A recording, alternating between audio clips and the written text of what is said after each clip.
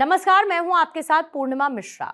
हमारे खास प्रोग्राम क्या कहते हैं नरेंद्र मोदी में आज आपको सुनवाएंगे प्रधानमंत्री मोदी का वो ऐतिहासिक भाषण जो उन्होंने 24 फरवरी 2024 को नई दिल्ली में दिया।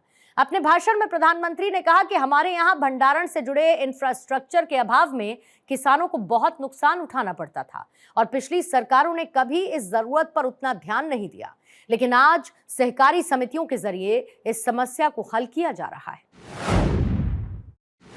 साथियों, सहकारिता भारत के लिए बहुत प्राचीन व्यवस्था है। हमारे शास्त्रों में भी कहा गया है, अल्पानाम अपि वस्तूनाम, अल्पानाम अपि वस्तूनाम संहति ही कार्य साधिका। अर्थात छोटी छोटी वस्तुएं, थोड़े थोड़े संसाधन भी सब साथ जोड़ दिए जाते हैं तो उनसे बड़े कार्य सिद्ध हो जाते हैं। प्राचीन ग्राम अर्थव्यवस्था में सहकार की यही स्वतंत्र स्वतः स्फूर्त व्यवस्था काम करती रही है। सहकार ही हमारे आत्मनिर्भर समाज का आधार हुआ करती थी। सहकारिता केवल व्यवस्था नहीं है, सहकारिता एक भावना है, सहकारिता एक स्पिरिट है। सहकारिता की ये स्पिरिट कई बार व्यवस्थाओं और संसाधनों की सीमाओं से परे आश्चर्यजनक परिणाम देते हैं।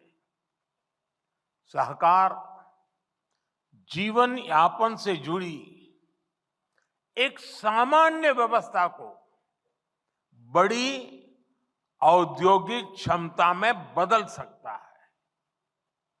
ये देश की अर्थव्यवस्था के, खासकर ग्रामीण और कृषि से जुड़ी अर्थव्यवस्था के कायाकल्प का एक प्रामाणिक तरीका है। एक अलग मंत्रालय के जरिए हम देश के इस सामर्थ्य को और कृषि क्षेत्र की बिखरी हुई इस ताकत को ही एकत्र करने का भी ये भगीरथ प्रयास है। किसान उत्पाद संघ एफपीओज का एक बहुत ही महत्वपूर्ण उदाहरण हमारे सामने है। एफपीओज के माध्यम से आज गांव के छोटे किसान भी उद्यमी बन रहे हैं, अपने उत्पादों को विदेशों तक निर्यात कर रहे हैं। हमने देश में 10,000 एफपीओज बनाने का लक्ष्य रखा था।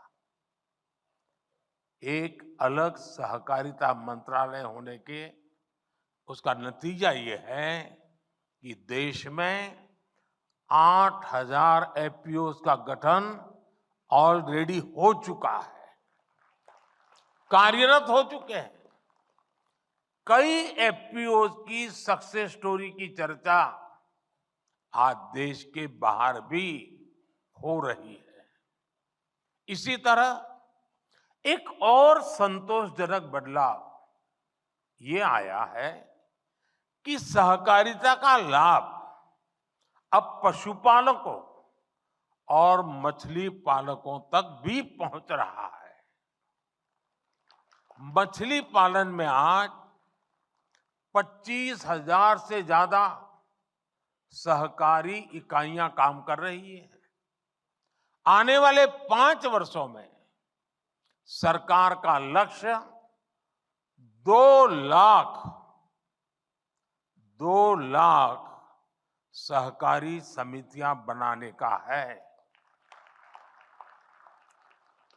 और इनमें एक बड़ी संख्या फिशरीज सेक्टर की सहकारी समितियों की भी होने जा रही है। साथियों, सहकारिता की ताकत क्या होती है? गुजरात में मुख्यमंत्री के रूप में मैंने इस ताकत को अनुभव किया है। गुजरात में अमूल की सफलता की गाथा आज पूरी दुनिया जानती है। हम सब दुनिया भर के बाजार में पहुंच चुके लिज्जत पापड़ के बारे में भी जानते हैं। इन सभी आंदोलनों को मुख्य रूप से देश की महिलाओं ने ही लीड किया है। आज देश में भी डेयरी और कृषि में सहकार से किसान जुड़े हैं। उनमें करोड़ों की संख्या में महिलाएं ही हैं। महिलाओं के इसी सामर्थ्य को देखते हुए सरकार ने भी सहकार से जुड़ी नीतियों में उन्हें प्राथमिकता दी है। आप जानते हैं कि हाल में ही multi state cooperative society act में सुधार लाया गया है। इसके तहत मल्टी स्टेट कोऑपरेटिव सोसाइटी के बोर्ड में महिला डायरेक्टर्स होना अनिवार्य कर दिया गया है। हमारे देश में संसद में अगर नारी शक्ति वंदन अधिनियम पास होता है तो बहुत चर्चा होती है, लेकिन ये उतनी ही ताकत वाला बड़ा महत्वपूर्ण कानून हमने बनाया है, लेकिन बहुत कम लोग उसकी चर्चा करते हैं। साथियों, सहकारिता किसान की व्यक्तिगत समस्याओं का कैसे सामूहिक शक्ति से समाधान करती है, भंडारण भी इसका एक बड़ा उदाहरण है। हमारे यहां भंडारण से जुड़े इंफ्रास्ट्रक्चर के अभाव में किसानों को बहुत नुकसान उठाना पड़ता था। पिछली सरकारों ने कभी इस जरूरत पर उतना ध्यान ही नहीं दिया, लेकिन आज सहकारी समितियों के जरिए इस समस्या का हल किया जा रहा है। दुनिया की, ये अपने आप में बहुत बड़ी बात है, दुनिया की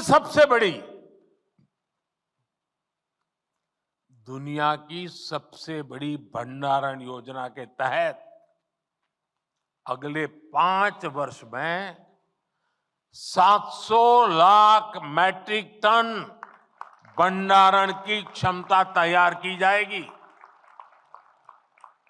इस अभियान में 1.25 लाख करोड़ रुपए से ज्यादा का खर्च आएगा। इस योजना के पूरा होने पर हमारे किसान अपने उत्पादों को अपनी जरूरत के मुताबिक भंडारण में रख करके स्टोर कर पाएंगे। उन्हें बैंकों से ऋण लेने में भी आसानी होगी और वो सही समय पर, जब उनको ठीक लगे कि हां अब माल बेचने के लिए बाजार ठीक है, सही समय पर अपने उत्पाद को बाजार में ले जाकर बेच भी पाएंगे। साथियों, विकसित भारत के लिए भारत की कृषि व्यवस्थाओं का आधुनिकीकरण भी उतना ही जरूरी है। हम कृषि क्षेत्र में नई व्यवस्थाएं बनाने के साथ ही पैक्स जैसी सहकारी संस्थाओं को नई भूमिकाओं के लिए तैयार कर रहे हैं। ये समितियां अब प्रधानमंत्री जन औषधि केंद्र का भी काम कर रही है। इनके द्वारा हजारों प्रधानमंत्री किसान समृद्धि केंद्र भी संचालित हो रहे हैं। हमने सहकारी समितियों को पेट्रोल और डीजल के रिटेल आउटलेट में भी बदला है। कई समितियां पर एलपीजी सिलेंडर भी मिलने लगे हैं। कई गांवों में पैक्स पानी समितियों की भूमिका भी निभा रही है। यानी पैक्स की ऋण समितियों की उपयोगिता भी बढ़ रही है, उनकी आय के साधन भी बढ़ रहे हैं। यही नहीं, सहकारी समितियां अब कॉमन सर्विस सेंटर के तौर पर गांवों में सैकड़ों सरकारी सुविधाएं भी दे रही है। अब कंप्यूटर के जरिए ये समितियां टेक्नोलॉजी और डिजिटल इंडिया से जुड़े अवसरों को और बड़े स्तर पर किसानों तक पहुंचाएगी। इससे ग्रामीण क्षेत्र में युवाओं के लिए रोजगार के नए अवसर भी बनेंगे। साथियों, विकसित भारत के संकल्प की सिद्धि, इसके लिए मैं आप सभी की भूमिका, सहकारी संस्थाओं की भूमिका का महत्व बहुत ज्यादा है, इस बात को समझता हूं। इसलिए आप सभी से मेरी अपेक्षा भी कुछ ज्यादा है। और आखिरकार अपेक्षा तो उन्हीं से होती है जो करते हैं। जो नहीं करते उनसे अपेक्षा कौन करेगा?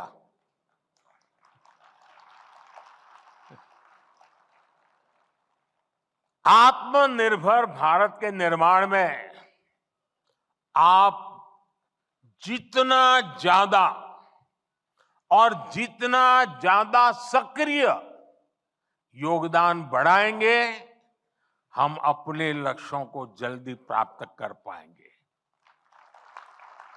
आत्मनिर्भर भारत बनाए बिना विकसित भारत बनाना संभव नहीं है। आपके सामर्थ्य, आपकी संगठन क्षमता को देखते हुए मेरे मन में बहुत सारे सुझाव आते रहते हैं। सारे तो अभी एक साथ नहीं बताऊंगा आपको।